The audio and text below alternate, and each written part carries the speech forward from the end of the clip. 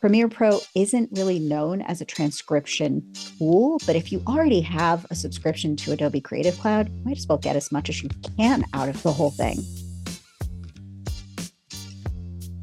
I'm in Premiere Pro 2025. I hit New Project, and I'm going to save this just on my desktop, Transcript 1. I hit Create.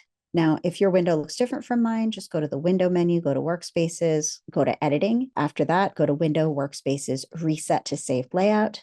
Take my audio, I drag it in the lower left-hand corner and choose New Sequence from Clip. Go to Window, scroll down, choose Text. In your text window, be on the Transcript tab. Just hit Transcribe. That might take a few minutes. It's done. I'm going to click on the little three dots and I'm going to do Export to Text File. I'll select all of it and copy it into Google Doc and I'll paste it. Now, one thing that really bothers me is that it always says unknown, which means Premiere Pro didn't identify the speaker. To get rid of that, Command F, click the little three dots, find unknown, replace with nothing. Click Replace All. Now the unknowns are all gone. Play this back and just check for accuracy by just playing back my QuickTime and adjusting my transcript.